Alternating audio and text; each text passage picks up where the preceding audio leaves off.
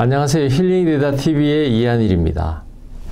오늘은 11장 비밀의 발견, 트라우마 기억의 문제점 두 번째 시간, 정상적인 기억과 트라우마 기억의 차이, 그리고 트라우마의 비밀을 발견하다, 기억 상실, 해리 재현에 대해서 말씀드리겠습니다. 지난 시간에 했던 도입부와 홍수처럼 밀려오는 감각 이미지에 대해서 잠깐 살펴보고 오늘 강좌를 시작하겠습니다. 지난 시간에는 2002년에 어떤 젊은이, 줄리안이라고 하는 젊은이가 폴 셸리라고 하는 가톨릭 신부에 의해서 어릴 때 당했던 성추행에 관해서 이야기하는 시간을 가졌습니다. 거기에 대해서 콜크 박사가 법정에 나와서 증언해 줄 수 있느냐, 뭐 이런 이야기를 가지고 이제 이야기가 시작됐습니다. 그래서 이 폴 셸리가 결국은 2002년부터니까 2005년도에 결국 형을 선고받고 정말 수감이 되고 12년에서 15년의 형을 받았죠. 그리고 이제 결국 89세에 아마 최근에 이렇게 세상을 뜬 걸로 이렇게 신문에서 관찰됐습니다. 그래서 2001년에 처음에는 이제 2002년에 콜크 박사를 만나기 1년 전에 우연치 않게 레이첼이라고 하는 여자친구가 이제 이 셸리 신부에 대한 이야기가 신문에 난 걸 보고 이야기하게 되고, 그때부터 줄리아는 그동안은 굉장히 억눌러져 있던 기억이 다시 나면서 그때의 감정들이 다시 살아나면서 굉장히 공황장애가 오는, 소위 말하는 이 이제 간질 발작처럼 막 발작하게 되는, 그리고 거의 몸이 막 피가 날 때까지 끓는 뭐 이런 이제 상황이 된 거죠. 그래서 이 줄리아는 뭐 5남매 중에서 둘째고 뭐 아버지하고 어떤 그런 관계에 대해서 했지만, 사실은 뭐 콜크 박사를 언급하지 않았지만 지난 시간에 제가 굉장히 강조했던 게, 이 아버지하고 6살 때 헤어지고, 물론 가끔씩 만나고 식사도 하고 뭐 놀기도 했겠지만 결국 같은 집에 살지 않으면서 생기는 이런 문제들, 그리고 이 엄마의 어떤 감정이 어떤 균형 잡히지 않는 그런 것들이 결국 줄리안으로 하여금 셸리 그 신부가 정말 이 성적 학대를 할 때, 성추행을 할 때 거절하지 못하고 노라고 하지 못하는 것과 관계가 되지 않나. 물론 그것이 줄리안의 책임은 아니지만, 우리가 이제 아이를 키우면서 아이가 정말 자존감이 높고 사회에 나가서 노라고 당당하게 말할 수 있는 그런 아이로 키워야 되겠다라고 생각하는 부모들은 정말 저는 이걸 한번 더 봐야 된다, 이런 생각을 하고 지난 시간에 말씀드렸습니다. 그래서 이 줄리안과 이 셸리가 이제 6살 때부터 교리 공부를 하기 위해서 만났는데, 뭐 교리 공부 만나고 집에를 가야 되는데, 사실은 뭐 집에 가면 안정적이지 않으니까, 또 셸리가 이렇게 신부로서 뭐 자기 방에 가자 그랬을 거고, 가서 뭐 여러 가지 일들을 하면서 때로는 이제 어린애를 숙이게 하고 항문에 손을 넣게 하고 뭐 이런 일이 있었다는 거죠.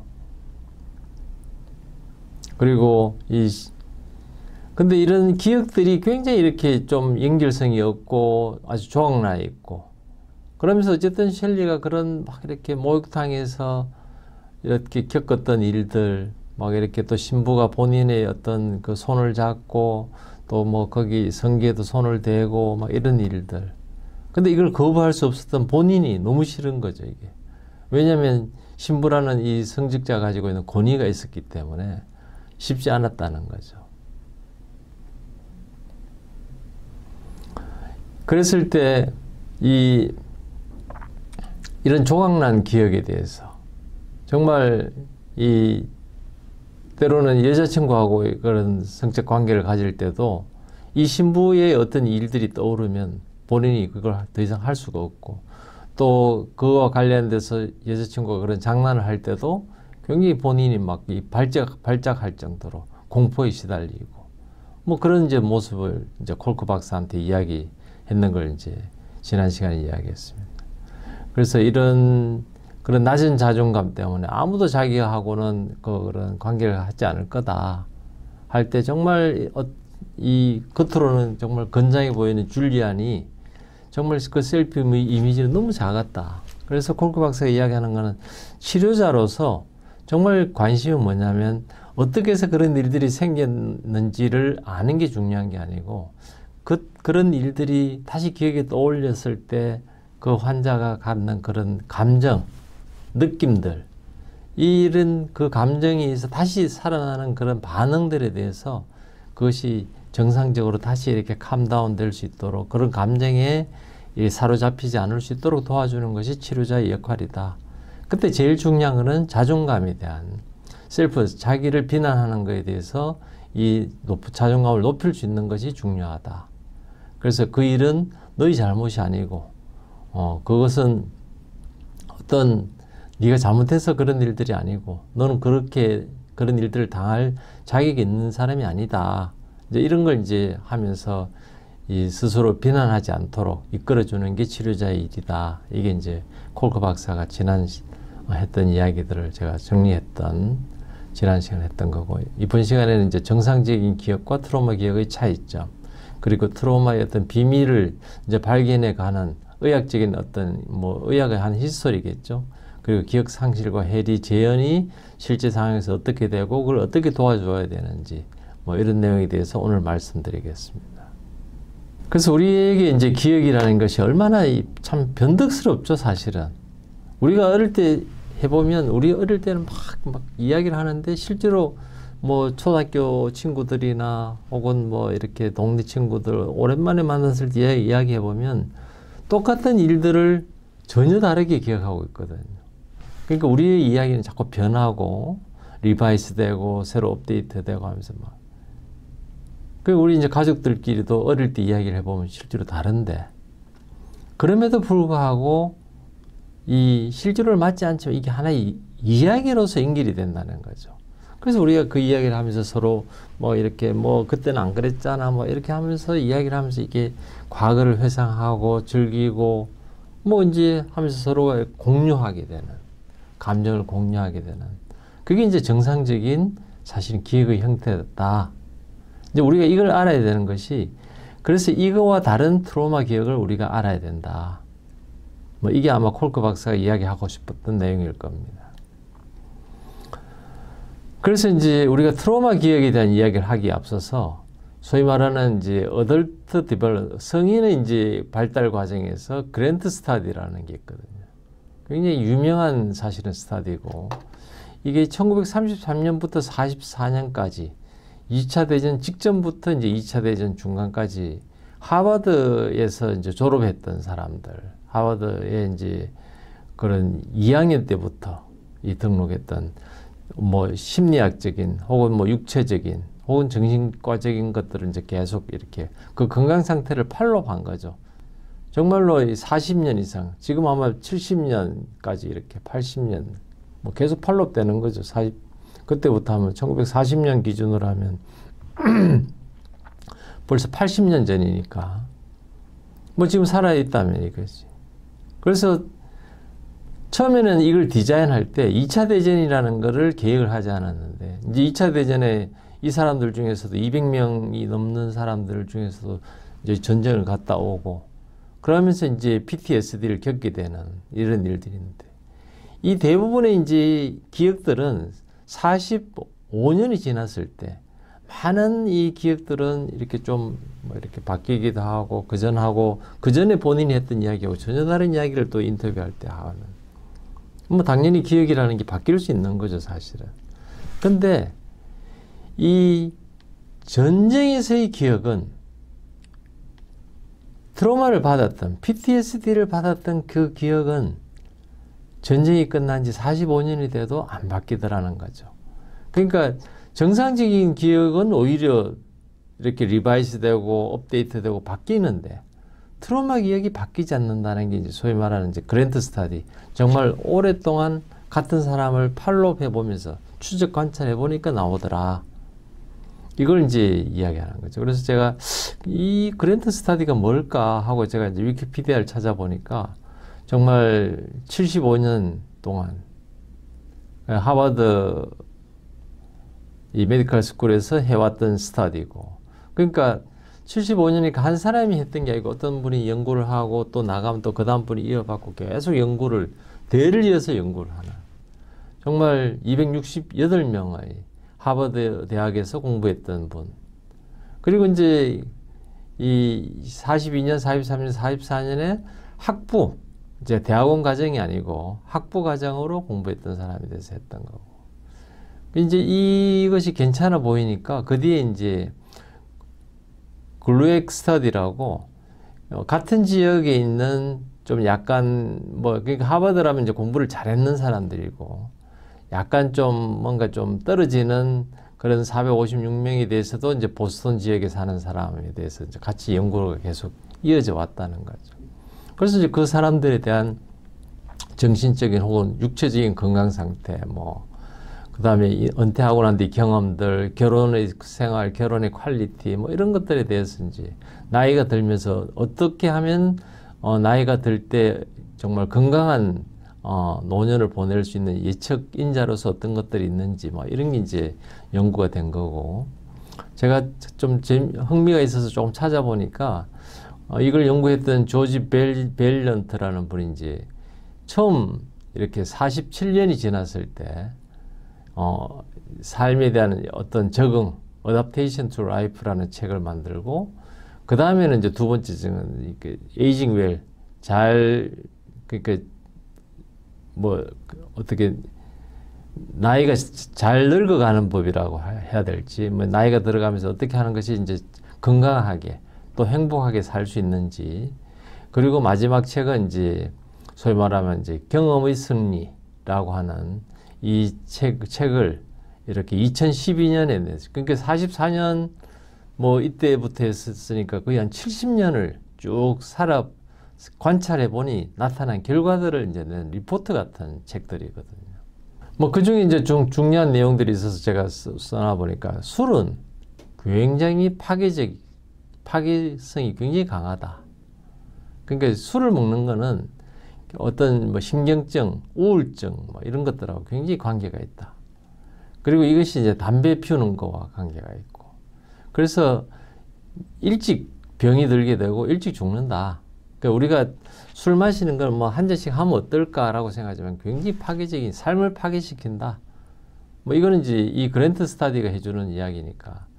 그리고 이 재정적인 성공은 내가 어떤 관계를 잘 갖느냐에 따라서, 내 지능이 좋은 게 아니고 내가 주위 사람들과 좋은 관계를 갖는 사람에 따라서, 특히 55세에서 60세 사이에 뭐 그런 좋은 관계를 가진 사람은 1년에 14만 불을 더 많이 번다. IQ하고는 상관이 없다. 뭐 이렇게 이야기를 한다는 거죠.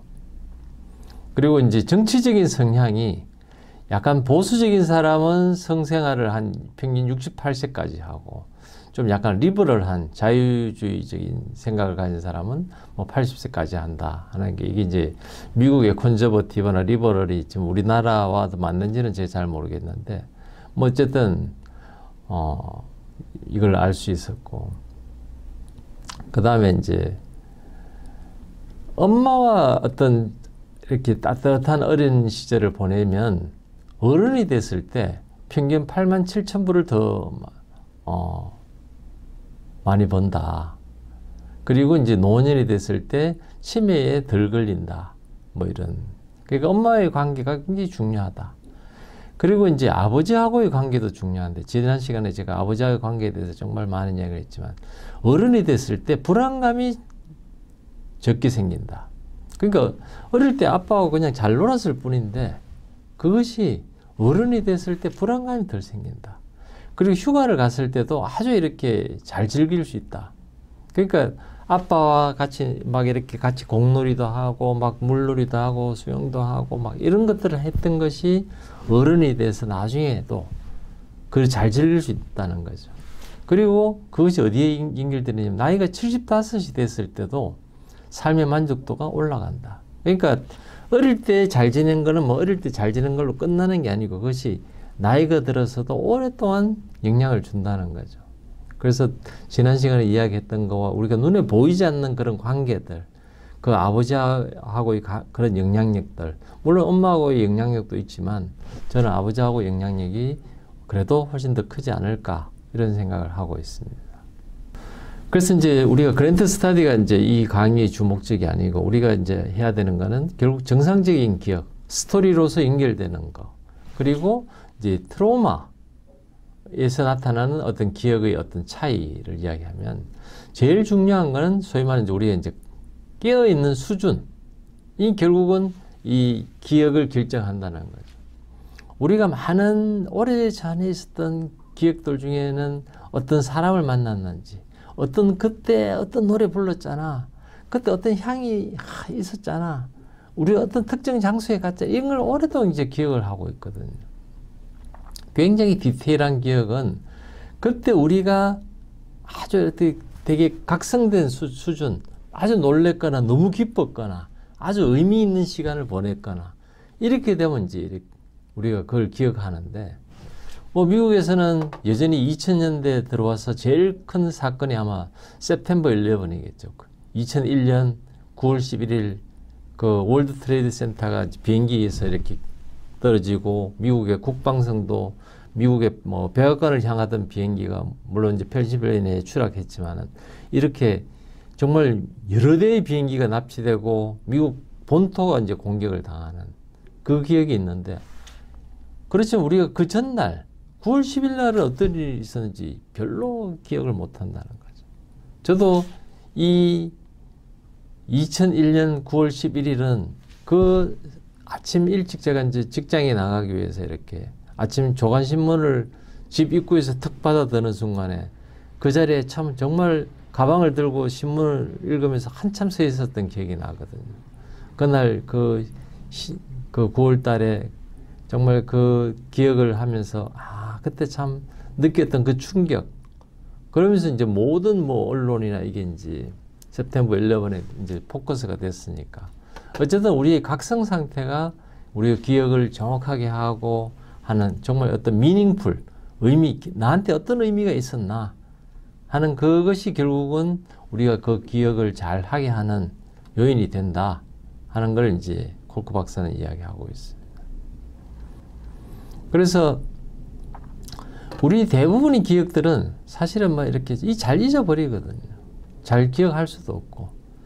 그러나 정말 우리가 좀 일상에서 벗어나는 거, 우리 관심을 끄는 것들, 뭐 어떤 익사이팅한 뉴스들, 뭐 이런 것들은 우리한테 이제 기억이 되는데, 가장 기억을 많이 주는 게 뭐냐면 우리를 모욕하거나 어떤 상처를 주는 거. 내가 정말 많이 다쳤다. 혹은 누가 나한테 아주 한마디를 했는데 그것이 막 이 가슴을 파고들 만큼 막 속을 쓰리게 하는 기억들은 오랫동안 남거든요. 왜냐하면 그때 우리에게 아드레날린이 이제 분비된다는 거죠. 그때 우리 마음에 이것이 이제 이 사건들이 기억이 되고, 그래서 우리가 때로는 막 나를 모욕 주는 그 내용은 뭔지 모르겠는데 그 사람은 기억한다는 거죠. 그래서 10년이 지났든 20년이 지났든 어떤 장소에서 어떤 친구가 나한테 뭐라고 했는 그 이야기가 뭐라고 했는지는 기억이 안 나지만 어쨌든 이놈이 나를 참 모욕을 줬어, 나를 비난했어, 뭐 이렇게 이제 기억이 나는, 그게 이제 소위 말하는 이제 트라우마의 기억이거든요. 그래서 이 트라우마 기억에 대해서 우리가 조금 더 이제 이야기를 해보면, 이 제임스 맥고라는 분이 이제 연구했는 거에 따르면 우리가 아드레날린을 많이 분비할수록 더 정확하게 우리 기억이 된다. 뭐 맞는 이야기죠, 사실은. 우리가 더 각성하게 되는, 정말 어떤 공포심이 있거나 막 특별히 이런 정말 우리가 피할 수 없는 공포 같은 것들 있잖아요. 정말 어디 갇혔는데 막 사자우리에 우리가 같이 갇혔다. 뭐 이런 뭐 내가 거기서 나오더라도 그 공포는 뭐 우리가 어떻게 잊어버릴, 평생 죽을 때까지 아마 우리가 근데 문제는 우리가 아무리 잘 그런 공포심이나 이게 기억이 잘 트라우마 때 기억이 된다 하더라도 어떤 선을 넘게 되면 우리가 이제 브레이크 다운이 되는 거죠. 그래서 내가 어느 선까지는 견딜 수 있는데 뭐 정말 사자우리 같이 막 내가 정말 이제 곧 죽겠다 이래 되면 그때 앞에서 나온 뭐 그런 몇 가지 케이스들처럼 내 머리가 하얗게 변하면서 아무것도 기억나지 않는, 소위 말하는 이제 그걸 잊어버리게 되는 망각 상태로 들어갈 수 있는. 그러니까 줄리안도 한동안은 그런 상태로 지내다가 누군가가 다시 이렇게 트리거가 되는 이야기를 해주니까 다시 기억이 난 뭐 그런 상태가 아닐까 이런 이야기를 하는 거죠. 그래서 우리가 뭐 트라우마가 일어날 때를 계속 모니터링을 할 수 없지만은 그때 이제 우리가 펑셔널 MRI, 기능성 MRI에 대한 이야기를 할 때 이제 그때 각본을 쓰는 거죠. 내가 그때 교통사고를 당할 때 어떻게 있었고 그때는 어떤 상황들 이제 각본을 쭉 읽으면서 운전을 하고 하면 이제 그때 기억이 그때의 소리들 또 그때의 이미지들 그때의 감각들이 다시 막 액티베이션이 되고 그러면서 우리의 그 전두엽 이성적인 생각을 해야 되는 전두엽은 샷다운이 되고 그러면서 우리는 갑자기 감정적인 내가 주도적으로 모든 일들을 이렇게 감당하는 그러니까 우리의 어떤 감각이 들어오고 이것이 이 느끼는 것이 실제 상황하고 맞는지 어떤 냄새가 들어올 때 이것이 정말 불이 나는지 아니 누가 그냥 단순히 담배를 피우는 건지 정말 화재가 나서 도망을 가야 되는지 이런 것들은 단순히 냄새만 온다고 되는 것이 아니고 우리 전체적인 상황을 보고 이성적으로 판단을 해야 됨에도 불구하고 그냥 감정적으로 이거는 진짜 큰 화재야 빨리 도망가야 돼 이렇게 이제 우리가 움직이는 것에 대해서 그 앞에 시간에 이미 다루었습니다. 그래서 이런 이성적인 뇌는 이 소위 말하는 이제 우리가 소위 림빅 시스템, 변연계와 이제 우리 뇌의 뇌관이라 그러죠. 그러니까 파충류 뇌처럼 어떤 이성적인 게 아니고 그저 이제 반응을 빨리 하기 위해서 우리가 나타나는. 그러다 보니까 어떤 감정이 일어나게 되고 우리 몸이 막 거기에 맞춰서 되고 근육의 어떤 액션이 나타나는.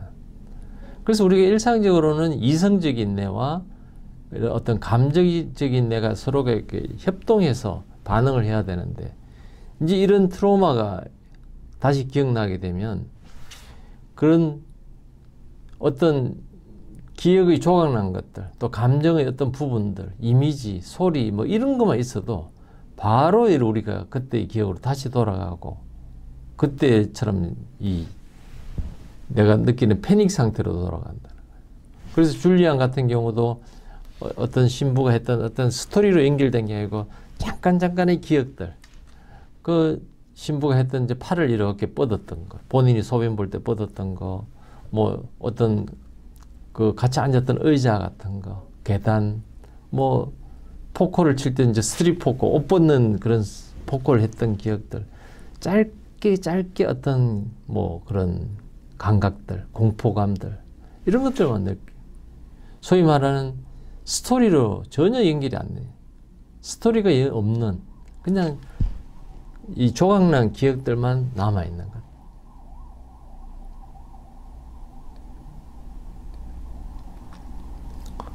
이제 트라우마의 이런 이제 정상적인 기억과 트라우마의 기억을 이야기할 때 이제 이 트라우마의 기억이 정상과 다르다 하는 것들이 이제 역사적으로 그럼 어떤 과정을 통해서 우리가 알게 되었느냐 하는데 이제 소위 말하는 이제 우리가 트라우마의 비밀 과거부터 어떻게 이제 이 트라우마가 기억이 되는지를 우리가 알게 되는 과정 중에 하나가 이제 첫 번째가 이제 철도 사고 증후군 레일웨이 스파인 신드롬이라는 거죠. 우리 이제 19세기 말 그게 1800년대 말이겠죠. 이 의학이 이제 처음으로 이제 정신과적인 문제가 이제 의학적인 문제다. 먼저 이런 이야기들이 이제 처음 도입되면서 그 전에 의학은 이거는 정신이 나간 거는 소위 말하는 이제 마녀, 악한 뭐 귀신이 씌었다 뭐 이렇게 이제 되는 그 과거가 있었다면 이제는 이것도 정신이 병든 거구나. 그러면서 이제 이런 그 기억들, 외상성 기억의 본질이 이게 뭐야? 왜 이렇게 일관성이 없고 이게 조각나 있지? 어떤 스토리가 아니지? 이제 이렇게 된 게 이제 소위 말하는 그 당시에 이제 영국과 프랑스가 그래도 의학적으로 좀 발달되어 있습니다. 그 당시에 나타난 게 이제 소위 말하는 이제 레일웨이 스파인이라고 이제 우리 책에는 좀 레일웨이 스핀인데 E가 빠져갖고 스파인인데 스핀이라고 하는 아마 이 오타겠죠 이제 그래서 제가 이렇게 원문하고 때로는 한번 비교하면서 읽어보면 아, 한 번씩 이런 오타가 있었는데 아마 이것도 나중에 다음에 뭐 할 때는 교정되겠죠. 그래서 이 어떤 철도 사고가 있고 난 뒤에 생긴 어떤 심리적인 어떤 현상들. 그러니까 철도가 이제 사실은 1800년대 이제 후반이 되면 이제 보편화가 되고 뭐 영국에도 뭐 지하철도 들어오고 그 당시에 막 이렇게 석탄을 떼는 데도 불구하고 런던에 이미 지하철이 막 들어오고 막 이럴 때니까 철도가 이제 모든 데 깔리면서 많은 사고들도 생긴. 그때만 해도 이제 자동차가 보편화되지 않던 시기니까 아마 그래도 빨리 달리는 걸 교통사고라 하면 아마 그때는 뭐 마차에 의한 사고 아니면 이제 철도 사고인데 마차는 그 전부터 있었으니까 마차를 타고 가다 나타난 사고들은 그래도 사람들이 좀 잘 알았겠지만 처음 보는 이 교통기관이 기차를 타고 가다가 이제 사고가 생겼을 때다 뭔가 겉으로는 별 문제가 없는데 이상하게 기억력이 장애가 있고 우울하고 집중이 안 되고 뭐 그런 거죠. 이게 두려움이 생기고 그러니까 야, 이 철도 사고가 생겼는데 이거는 뭐야? 겉으로 뭐 몸이 다치거나 뭐 상처가 생기면 아 이거는 뭐 상처 철도 사고에 의해서 생긴 상처구나 골절이구나 이걸 아는데 아무런 골절도 없고 상처는 없는데 뭔가 정신적으로 심리적으로 두려움이 있고 불안해지고 막 패닉 상태에 빠지니까 이게 뭐야 하는 걸 이제 우리가 통칭해서 이제 소위 말 증후군이라는 건 어떤 진단명이 붙은 게 아니고 이런 증상들. 근데 철도 사고가 생기고 나서 이런 일들이 생겼으니까 아 이런 게 이제 이름을 붙이면 되겠다. 한 게 이제 소위 말하는 이제 레일웨이 스파인 신드롬인 거죠. 이제 이걸 이제 찾아보니까 레일웨이 스파인이라고 하는 게 결국 뭐 기차에 의한 사고인데 결국은 우리가 이제 찾아보니까 결국 에릭센이라고 하는 분이 아 이거는 기차뿐만이 아니고 이 결국은 신경계통의 손상이다. 그래서 이제 에릭센스 디지즈라고 붙은 거는 신드롬에서 우리가 어떤 원인을 알게 되면 붙일 수 있는 게 이제 디지즈거든요. 그래서 이거는 에릭센의 질환이다. 그러니까 그 뒤에는 이제 사람들이 교통차가 만들어지니까 차에 의한 사고, 뭐 그 다음에 또 비행기가 있으니까 비행기에 의한 사고, 이런 빨리 달리다가 갑자기 이렇게 충돌하면서 생기는 이런 사고들이 결국은 아 단순히 기차에 의한 사고만은 아니다. 이걸 이제 밝혀낸 게 아마 에릭센일 거고.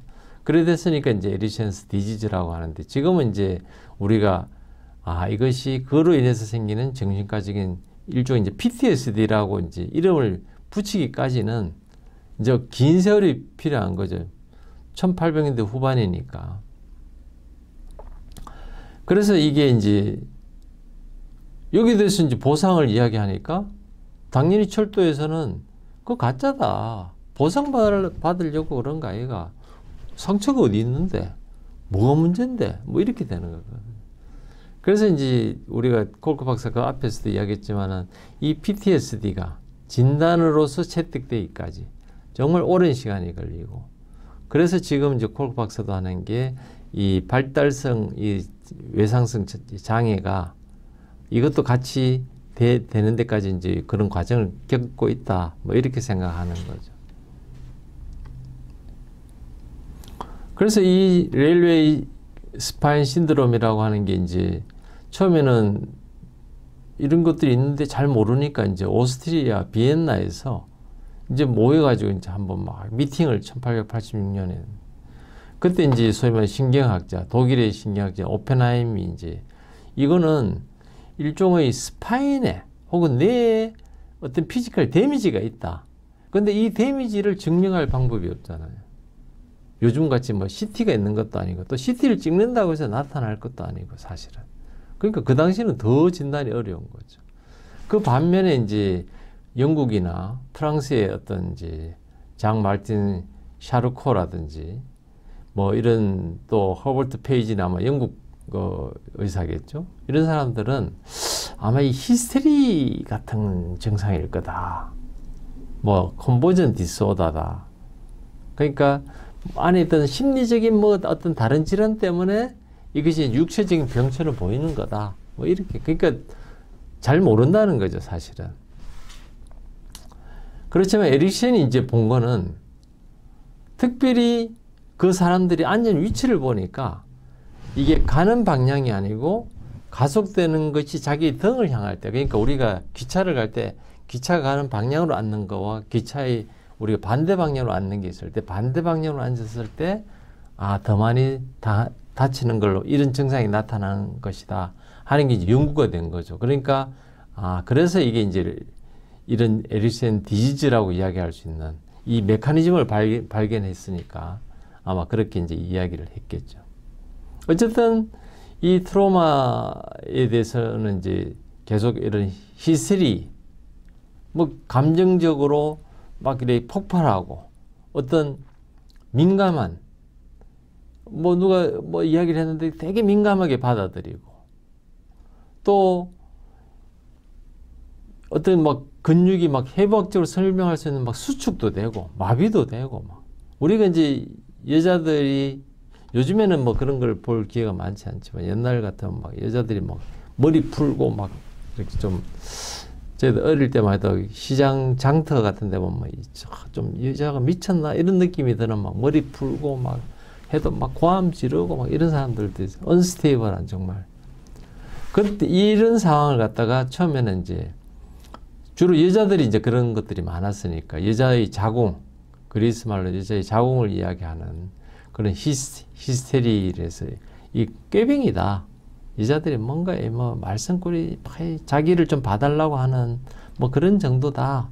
이렇게 했는데 이제 소위 말하는 이제 이런 것들에 대한 연구가 되면서 소위 말하는 장 마르틴 샬콧이라든지 피에르 자넷 혹은 프로이드, 시그먼드 프로이드 같은 이런 분들은 이것이 이제 어떤 정신과적인 문제고 이것은 어릴 때 성적인 학대에 의한 결과다. 그러니까 사실은 그 이야기를 제대로 안 들어본 거죠. 근데 여기에 대해서는 이제 소위 말하는 이제 패소제닉 시크릿, 어떤 원인이 있다. 원인이 있는데 어떤 그 당시만 해도 이제 세균에 대한 관찰이 되니까 어떤 그러니까 정신적인 기생충이다. 뭐 정신적인 기생충이다. 뭐 이렇게 세균성이다. 이렇게 이야기하는 게 뭐냐면 이거는 뭐 어떤 그 당시만 해도 모든 병의 원인은 세균으로 봤거든요. 혹은 기생충으로 봤으니까 이걸 일으키는 뭔가가 있다. 이제 이런 표현인 거죠, 사실은.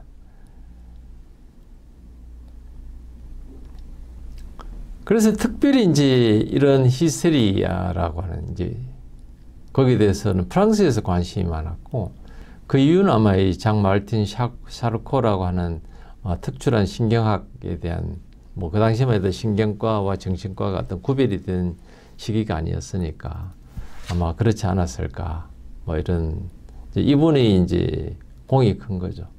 그래서 이분은 이제 뭐 정치에도 관심이 있었고 뭐 하는데 특별히 이제 이 여성들이 막 이런 정치적인 투쟁 뭐 이런 거에 좀 결정적이다 하면서 여성들이 그런 반응들이 뭐 어떤 이제 데몬 포제스드 악마에 의해서 이렇게 사로잡힌 귀신 들렸다 혹은 막 이런 마녀다 혹은 이제 테마다 뭐 이런 종교적인 막 이런 황홀경 그러니까 실제로 중세기 때만 해도 의학이 발달되지 않은 뭐 르네상스 시기까지만 해도 사실은 이런 정신과적인 게 있으면 이거는 뭐 귀신 들렸다. 이거는 마녀 때문에 마녀가 이렇게 작용해서 그렇다. 이런 것들이니까 아마 이때만 해도 이 구별이 안 되는 굉장히 아마 과도기의 어떤 표현이라고 저는 뭐 받아들이고 있습니다. 그래서 이제 이 샤르코가 이제 이런 히스테리아 이 남자도 그런 반응을 하니까 히스테리아가 물론 이제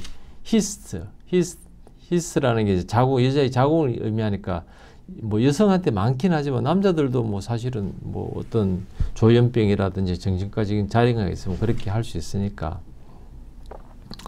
이런 정말 세심한 연구를 이렇게 좀 해보니, 아, 이게 어떤 기억이 엠바디드 되어 있다. 그리고 랭귀지, 언어가 부족하다. 그러니까 기억들이 조각나 있고 어떤 기억이 몸에 막 이렇게 구석구석에 체화되어 있어서 말을 계속 똑같은 말을 하긴 하는데 어떤 스토리로 되어 있지 않다는 거거든요. 그러면서 이제 예를 드는 게 1889년에 이제 어떤 환자, 르로그라고 하는 환자가 이제 막 어떤 교통사고, 말이 끄는 수레로 이제 교통사고를 당하는데 이 의식을 잃는 거죠. 그렇지만은 다리는 다치지 않았는데 이 환자가 기억이 안 나는 거예요, 이게. 어떤 것도 기억할 수 없는. 그러니까 막 이렇게 이제 마차가 막 달려오고 본인은 이제 아이고 막 이제 죽었구나 라고 생각하고 막 이제 의식을 잃었는데 깨어나서는 무슨 일이 있었는지 아무 기억도 안 나고. 그러니까 이제 그 당시에 이제 샬페트리에라고 하는 곳이 이제 이 정신과 환자들을 모아두는 곳인데 거기에 이제 왔을 때 이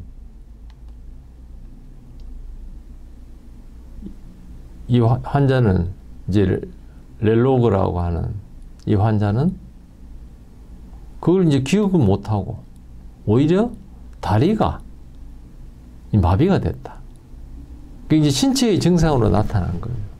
어떤 트라우마에 대한 기억이. 그러니까 이제 샬코는 아마 이게 말은 제대로 못하고 이제 이렇게 이제 나타나는 증상만 이야기하는 거죠, 사실은. 이제 그 당시에 이제 샬페트리에서 이제 환자를 이제 이 자세가 보면 환자가 벌써 뭐 히스테리 같은 넘어가는 환자를 대상으로 이제 학생들이나 이제 아마 젊은 의사들을 가르치는 잔 샤르코의 어떤 모습이 환자를 두고 그나마 이제 이게 소위 말하는 이제 과거의 어떤 중세기 때나 이런 옛날에 어떤 수용소 같은 시설에서 이제 근대식 이제 병원으로 바뀐 게 아마 이제 이분의 샤르코스의 어떤 공이 크다 뭐 이런 이야기를 하는데 이제 의학이 발달해가는 18세기부터 19세기 이제 20세기로 넘어오는 그럴 때 이제 콜크 박사가 진짜 어떤 히어로 영웅은 콜크 박사는 아마 피에르 자네를 이야기하는 것 같습니다. 이 자네는 뭐 같이 이제 샬페트리에서 같이 이제 이런 연구소를 돕고 이렇게 했는데 이분이 이제 했던 제일 큰 그 공이 뭐냐면 소위 말하면 아주 그런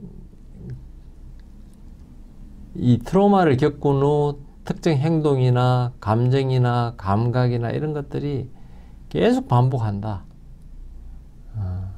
그래서 이분의 관심은 이 샤르코는 이제 막 이것이 어떻게 일어나는지 얼마나 일어나는지 어떤 증상에 대해서 막 기술했다면 이 피에르 자네는 그들의 이야기를 이제 듣는 거죠, 사실은. 그들의 이야기를 계속 반복해서 듣고 그들이 마음에는 지금 뭐가 있는지를 계속 이제 들어보면 이 조각난 이야기라도 처음에는 요 이야기가 연결이 안 되는 것 같은데 자꾸 듣고 그 사람들이 마음으로 읽다 보면 아, 이 마음이 이들에게 있구나. 그래서 그 마음을 느끼고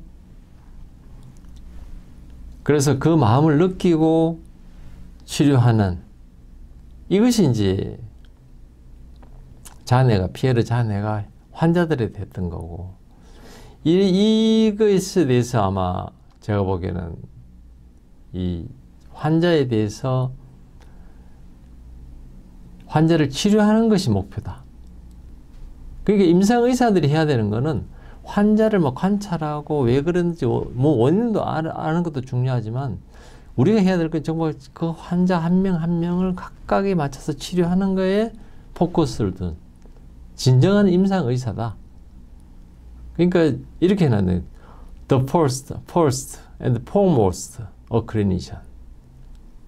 그 관점으로 본 처음이고 정말 그래서 그 리포터가 정말로 디테일하다. 그래서 이 피에르 자네가 콜크 박사는 가장 중요한 선생님 중에 한 사람이 되었다. 그러니까 콜크 박사의 관점을 뭐 이 책의 서문부터 해서 환자를 보는 관점이 이런 관점이었겠구나. 그러니까 이 콜크 박사가 이 뭐 전공의 때 수련의 때도 보면 그 야간 당직을 하면서 환자들 이야기를 계속 듣고 그 정말 다른 사람들은 그냥 약 처방해 놓고 환자가 잠이 안 와요 하면 그럼 뭐 수면제 하나 줄게 해서 처방해서 뭐 간호사한테 저 수면제 처방했으니까 수면제 드리세요 하고 보내는 이제 자리를 떠도 되는데 콜크 박사는 왜 잠이 안 오는지 어떤 기억이 나는지를 듣는 거죠. 듣다 보면 이 환자의 상태를 알게 되는 그게 이제 피에르 자네가 해왔던 그거를 콜크 박사도 이제 의사가 됐을 때 진짜 하면서 많은 것들을 깨닫게 됐고 그런 것들이 이 책이 나오는데 아마 결정적이지 않았을까 이런 생각을 하게 됩니다. 그래서 이 트라우마가 있는 사람들은 이 이야기로서 이어지는 소위 말하는 이제 내러티브 스토리 메모리 그러니까 하나의 이제 이야기가 연결이 돼야 되는데 이제 그게 안 된다는 거죠. 그래서 이 트라우마가 있는 사람들은 이 이야기가 왜 단절이 될 수밖에 없는지를 이제 주목했는 첫 번째가 이제 자넷이었다. 그래서 우리가 정상적인 기억과 이 트라우마의 어떤 기억이 다르다 하는 걸 이제 처음 알게 된 게 이제 자넷이었고 그 중에 하나가 이제 이렌이라고 하는 우리 책에서는 이렌이라고 번역되어 있는데 아이렌이라고 뭐 할 수 있는 이 젊은 여자 그 뭐 자넷이 했으니까 1800년대 아마 후반이었겠죠. 그 엄마가 결핵으로 죽게 되었을 때 이 17살의 이 이렌이 결국은 엄마를 부양하고 뭐 치료비를 마련하고 막 알코올 중독자인 아빠의 뭐 그 아빠는 막 가정을 안 돌봤으니까 그 엄마의 치료비도 마련하고 막 이걸 하려니까 그 엄마가 죽었단 말이에요. 그랬을 때 스트레스와 수면 부족으로 지친 이 이렌이 엄마를 부르고 억지로 막 목을 조으면서 막 엄마를 막 살리려고 막 애를 쓰는 이미 죽었는데도 불구하고 이미 이제 정상적인 이성적인 뇌가 작동하지 않는 거죠. 그래서 이제 이모가 오고 막 장례를 준비해도 뭐 이래는 이걸 안 받아들이는 이 부정하게 되는 그래서 이 기억 상실 엄마에 대한 기억 상실 이게 이제 소위 말하는 이 이렌의 이제 문제였고 그러면서 이렌은 뭘 하느냐면 멍하니 이렇게 침대를 쳐다보기도 하고 또 주변에서 뭐라 해도 뭐 관심도 안 두고 그러면서 이 상상 속으로는 엄마가 이제 살았을 때 막 계속 이렇게 케어하던 부분 그 막 이렇게 떠올리고 그걸 재현하고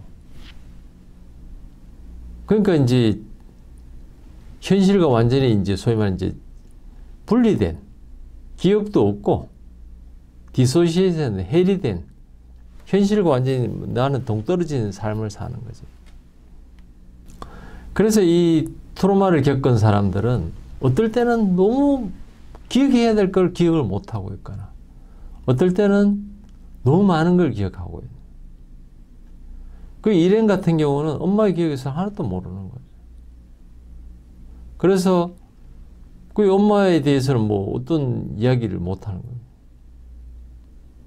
그렇지만 엄마의 죽음에 관한 사건을 이렇게 신체적으로 엄마가 막 이랬으니까 엄마를 닦아주기도 하고 뭘 더 하고 이런 그게 무의식적으로 이 행동을 하는 거거든요. 소위 말하는 이제 오토맨티즘이라고 하는 무의식적으로 막 내가 의도적으로 어떤 행동을 하는 게 아니에요. 근데 이 자넷이 소위 말하는 이제 최면요법으로 이제 이 이련을 치료했는데 이게 몇 달 걸렸다는 거죠. 요 말 이 한 구절에 저는 어땠을까? 이 첫 번째는 히프노시스의 치료가 정말 도움이 됐을까? 아니면 처음에는 이런 기억 상실이 있었지만 이련이 몇 개월 기억이 되면서 조금 회복했을까? 근데 아마도 저는 생각이 자넷이 이련의 어떤 말도 안 되는 이야기들이나 정말 단말만 같은 한마디 한마디도 놓치지 않고 끊임없이 들어주고 관심 가져주고 이런 것들이 회복에 정말 중요하지 않았을까? 뭐 여기서는 그냥 뭐 히프노시스라는 치료를 뭐 가지고 치료를 했다. 이렇게 돼 있지만 정말 강론을 들여다보면 정말 그러지 않았을까? 그래서 이제 치료가 됐다는 게 어떻게 나타나느냐면 이련이 울기 시작하고 그리고 이제 이야기를 하는 거죠. 이 엄마의 죽음에 대해서. 엄마가 돌아가셨다. 예. 아버지는 늘 이렇게 술에 이제 취해 있었고 뭐 이런 이야기가. 그러니까 이제 나는 밤새도록 엄마의 시체를 봐야 됐다. 이제 본인이 알고 있는 거예요, 사실. 기억이 다시 되는 거지, 이제. 예. 그래서 엄마를 다시 살리려고 해요. 뭐. 그때 이 느낌이 이제 아주 슬프고, 예. 버림받은 것 같고, 이제 그 기억이 완전히 돌아왔다. 기억이 완전히 돌아왔다는 거는 다시 말하면 이제 이 이련이 치유가 됐다는 걸 이야기하거든요.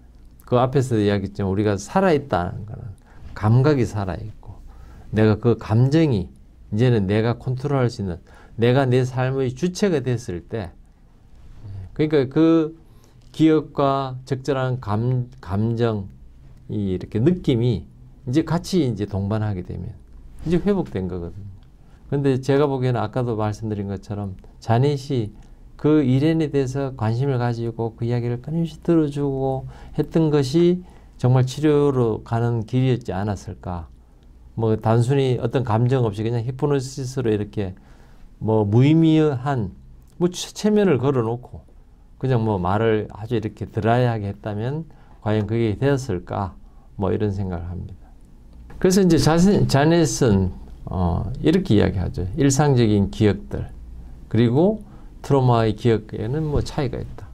아까도 이야기했지만 우리가 정상적인 기억과 트로마에 의한 기억은 차이가 있다. 그렇지만 이제 이 어떤 트리거가 있으면 뭐 그 줄리안 같은 경우도 마찬가지죠. 이 줄리안 같은 경우는 트로마가 있으니까 여자친구가 아주 뭐 편하게 그냥 농담 한마디 했는데 이련 같은 경우는 침대를 보는 순간에 막 이 또 그런 기억들이 나오는 거죠. 그래서 이 트로마 경험은 이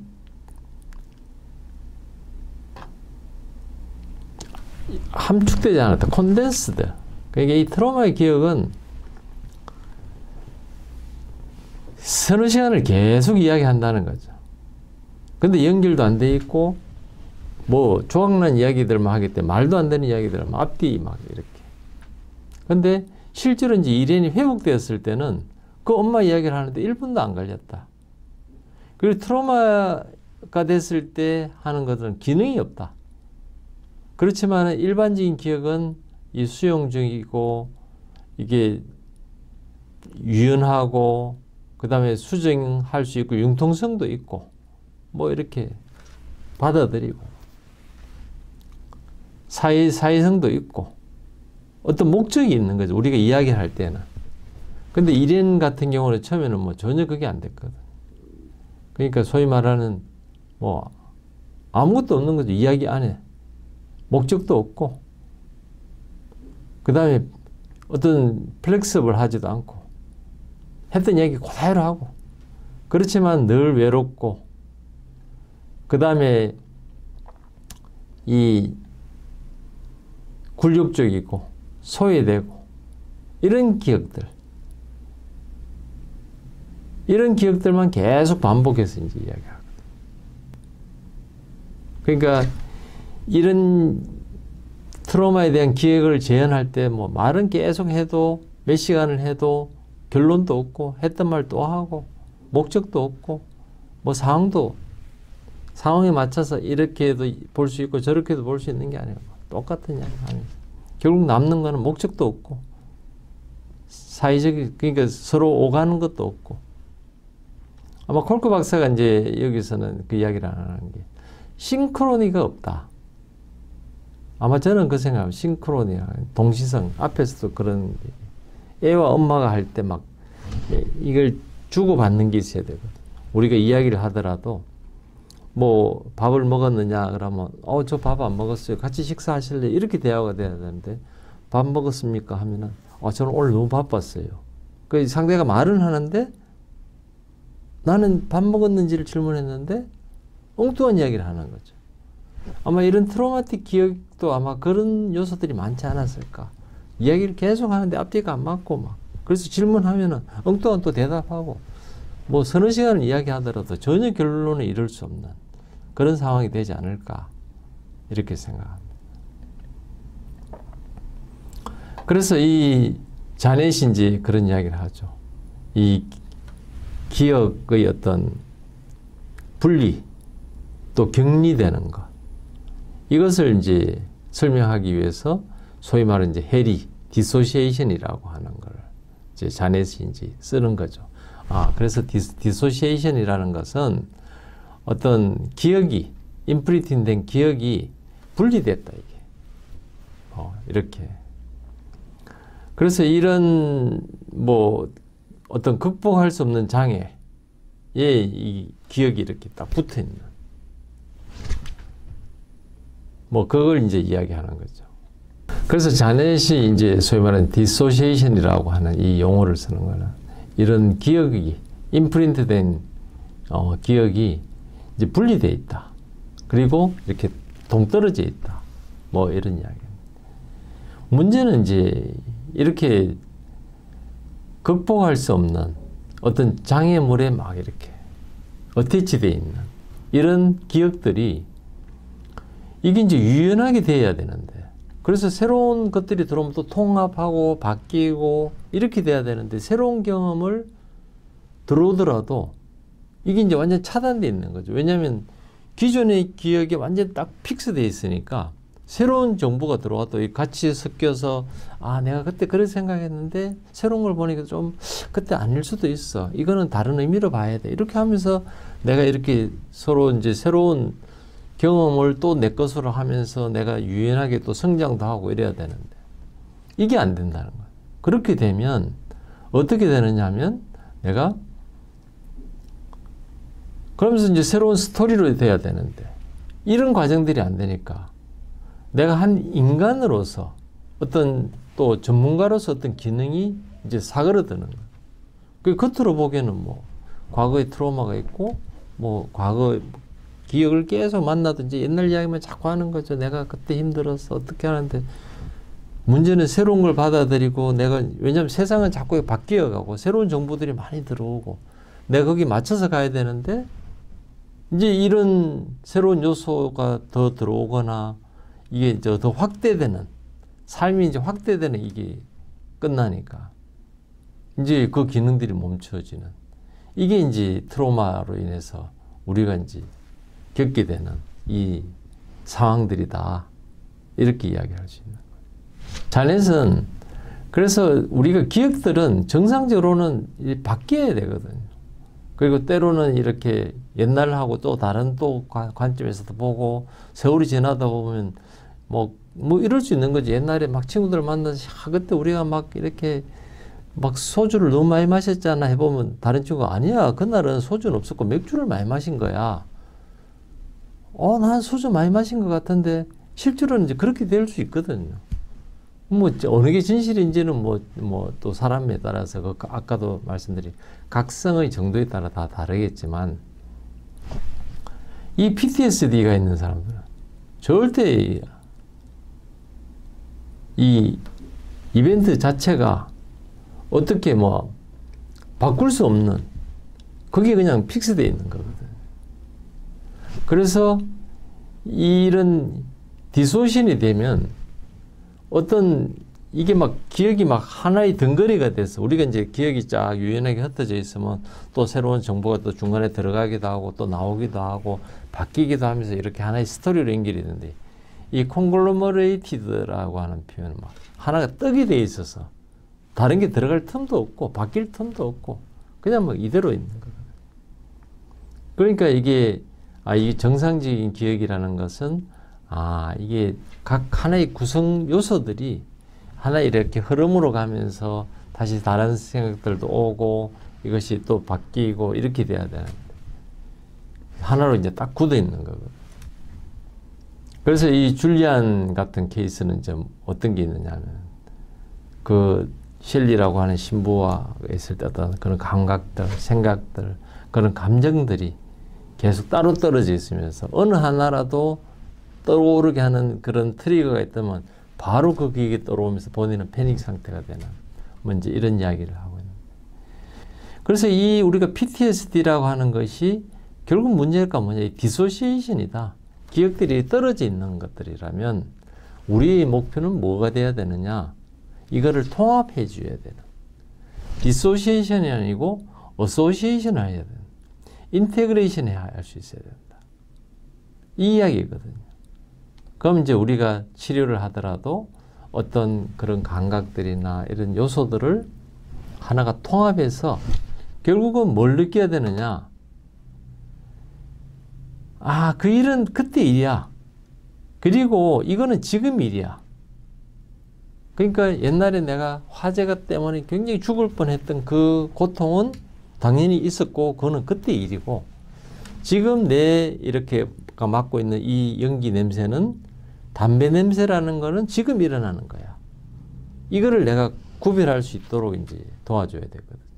그것이 그냥 뭐 이렇게 설명한다고 되는 게 아니고 정말로 이것이 회복될 수 있도록 우리 몸이 감각이 회복되고 이렇게 할 수 있도록 우리가 안전하다고 느낄 수 있는 그 상황들을 만들어서 그 사람이 이야기를 결국 이렇게 하나의 스토리로 만들어낼 수 있도록 때로는 기다리고 또 조금씩 이렇게 그를 케어해주고 어떤 우리 몸의 감각도 느끼고 몸으로 운동으로 또 때로는 마사지로 하면서 수준에 맞는 그런 치료를 찾아가는 그런 일들이 일어나려면 제일 먼저 해야 되는 게 PTSD는 디소시에이션의 문제다.